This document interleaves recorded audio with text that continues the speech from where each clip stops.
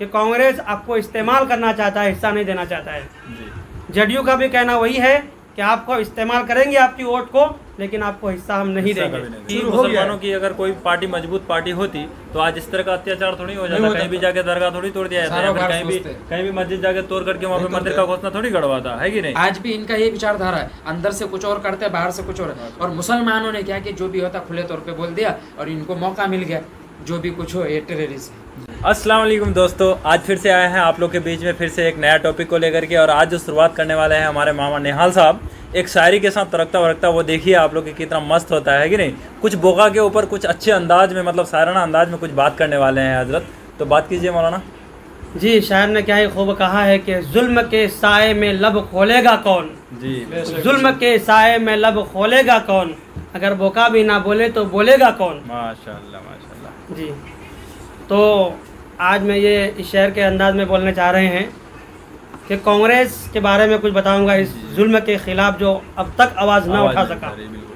ये जुल्म का जो लफ्ज़ मैंने अल्फाज इस्तेमाल किया है, इससे मैं बताना ये चाहता हूँ कि कांग्रेस, आरजेडी, जेडीयू, ये जितने भी पार्टी हैं, ये सारे पार्टी सब आपस में मिली भगत है जी। बिल्कुल। हम मुसलमानों को, आदिवासियों को और नीचे दबे कुचले लोगों को ये महसूस हो रहा है कि ये आरजेडी पार्टी हमारी भी साथ दे रहे हैं, ज़ाहिरन दे रहे हैं, बातिनन आपके साथ नहीं दे रहे हैं। इसीलिए कि कांग्रेस आपको इस्तेमाल करना चाहता है, हिस्सा नहीं देना चाहता है।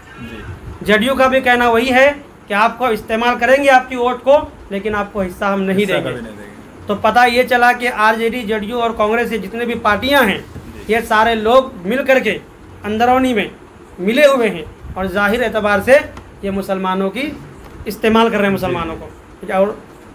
और फिर बोल रहे हैं कि अभी जो सम्राट चौधरी, जो बीजेपी का जो अभी वो है डिप्टी सीएम है, वो कह रहे हैं कि सीमांचल खास तौर से 4 जिला को उन्होंने टारगेट किया है, पूर्णिया, अररिया, कटिहार और जो है कि किशनगंज, ये 4 जिला है। वो बोल रहे हैं कि इसमें ज़्यादा घुसपैठियाँ हैं और उसको ये पता नहीं है कि ये किशनगंज से, कटिहार से, अररिया से, पूर्णिया से उनको भी बहुत सारे वोट दिया है जी।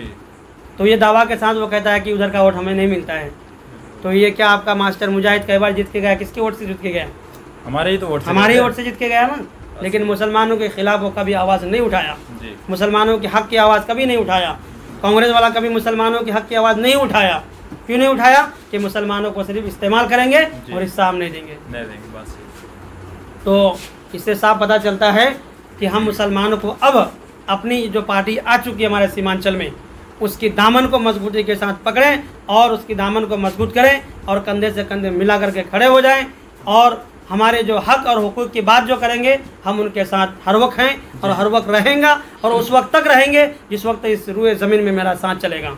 सही बात। तो कांग्रेस का अगर पूरा इतिहास उठा करके देखा जाए, इसकी जो बानी है अंग्रेज़ ने रखी है, इसकी जो विचारधारा है 40% अंग्रेज़ों वाली है। आज बीजेपी के ऊपर अंग्रेज़ों वाला विचारधारा लगाया जाता है। अगर जूनागढ़ को पाकिस्तान से हिंदुस्तान में बसाया जा सकता है, इसी तरीके से हैदराबाद अगर अलग मुल्क बन सकता था, उसको मिलाया गया। इसी तरीके से 1972 के अंदर मार्शल लॉ इंदिरा गांधी के दौर में जो लगा था, अगर चाहता तो ईस्ट पाकिस्तान जो बांग्लादेश मौजूदा बना है 1970 के अंदर, जब आज़ादी लड़ी थी, हमारे 30,000 सैनिकों ने जान दे करके उसको आज़ादी किया था। सोचने वाली बात है, उसको नहीं मिला सकता था। कि सियासत, जाहिर बात है कि उसको मिलाने की कोशिश करता, बीच में अमेरिका आकर के खड़ा हो जाता, सियासत करना चाह। आज हिंदुस्तान का ज़मीन बहुत सारे लेकर के चले गए। तो हम लोगों को ये सोचना चाहिए कि यहाँ 4 बार हम लोगों के ऊपर बांग्लादेशी का इल्ज़ाम लगा चुका है। क्या बीजेपी की सरकार थी उस वक्त जो इल्ज़ाम लगा था? 1984 के अंदर कौन मौजूदा एमपी थे? मेरे ख्याल से डॉक्टर मौलाना असरार साहब थे। उनके ज़माने में 2 बार इल्ज़ाम लगाया कि इस एरिया के अंदर बांग्लादेशी घुसपैठिया है। अब इसका जीता जागता मिसाल है त्रिपुरा के अंदर, मिजोरम जो है, वहाँ की जो वोटर है ना, बंगाल में तो समझ में आता है कि तार लगा हुआ है, वो पहाड़ी एरिया है पूरा, बिल्कुल लगा हुआ नहीं है। बांग्लादेश के लोग हिंदुस्तान से सामान लेकर के वहाँ भेजते, बिल्कुल ऐसा है जैसे ये नहर के इस पार या उस पार। किसकी गलती है? घुसेगा तो आदमी अगर इधर आ जाएगा, कौन गलती करेगा? मान के वो घुसपैठिया नहीं है, चलो उनके बाप दादा यहाँ के मौजूद थे, तो फिर वो घुसा कैसे? अगर वो थे यहाँ तो उनका प्रमाण पत्र बना क्यों नहीं? तो हम लोगों को आज ये बात सोचने की ज़रूरत है कि भाई जो घुसा है उसको निकाल ले। अख्तर साहब भी ये बात बोले हैं कि उन लोगों के वजह से पूरी कौम को परेशान मत कीजिए आप। वक्फ के नाम पे जितने भी इल्ज़ाम लगाए गए हैं, जो भी चीज़ हुआ है, ये कांग्रेस ही ने किया है, बीजेपी की इसमें कोई गलती नहीं है। उसने सिर्फ आग लगाने की कोशिश की है। आज जो मस्जिदों को टारगेट किया जा रहा है, RSS के फहरिस्त में 4000 मस्जिद है, उसमें ताजुल मसाजिद है भोपाल के, उसके बाद हैदराबाद का मक्का मस्जिद है, जामे मस्जिद दिल्ली, फतेहपुरी मस्जिद दिल्ली, गोलचक्का दिल्ली, बटला हाउस में एक मस्जिद वो भी है।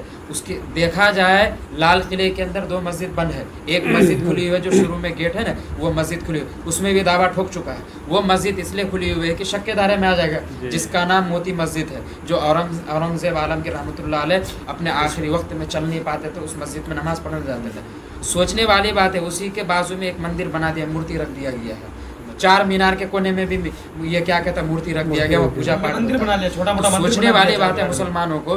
आज अगर आप अपने हक के लिए उठिएगा नहीं, ये दौर शुरू हुआ है, इसका मिसाल इस तरीके से देना चाहिए कि स्पेन के अंदर मुसलमानों ने उमैया रजी अल्लाह तो अमीर माविया रजी अल्लाह ताला के जानिशीन थे, उनके चचेरा भाई, उन्होंने वहाँ 800 साल हुकूमत की। जब अंग्रेज़ों ने इत्तेहाद किया कि हम लोग आपस में कब तक लड़ते रहेंगे, मुसलमान हमारी ज़मीन को कब्जाते जा रहे हैं, तो इसीलिए हम लोगों को इत्तेहाद हो जाए, हम लड़ने के लिए हमारे पास पूरा वक्त है, पूरा यूरोप की ज़मीन खाली पड़ी है, हम बाद में भी लड़ सकते हैं। उसके बाद मुसलमान अय्याशी में इस कदर पड़ गए, अचानक उन्होंने हमला करने के बाद पूरे स्पेन को अपने कब्जे में ले लिया। एक ही ऑप्शन दिया, या ईसाई मज़हब कबूल कर लो या मुल्क को छोड़ करके चले जाओ, या तुम कटने के लिए तैयार हो जाओ। और हालात ये कर दिया कि आज कुर्तबा मस्जिद के अंदर अजान दिलवाना नहीं है, मस्जिद तो है, बुत की पूजा होती है। तो अल्लाह ना करे कि हम लोगों की भी ये इशारों में ये बात कहना चाहता हूँ कि हम लोगों को भी यही दौर शुरू हो गया है। हम लोगों को एक बार में तो मिटा नहीं सकता है, इसको मिटाने के लिए 400-500 साल लगेगा, इतना आसान नहीं है। कमजोर करने की कोशिश कर रहा है, तो इसीलिए हमको सियासी तौर पे मजबूत होने की जरूरत है। अब क्या होगा हमारे वो चीज़ का तो शुरुआत अभी से ही हो गया। अभी मुसलमानों की अगर कोई पार्टी मजबूत पार्टी होती तो आज इस तरह का अत्याचार थोड़ी हो जाता, कहीं भी जाके दरगाह थोड़ी तोड़ दिया जाता है, कहीं भी मस्जिद जाके तोड़ करके वहाँ पे मंदिर का घोषणा थोड़ी गड़वाता है कि नहीं।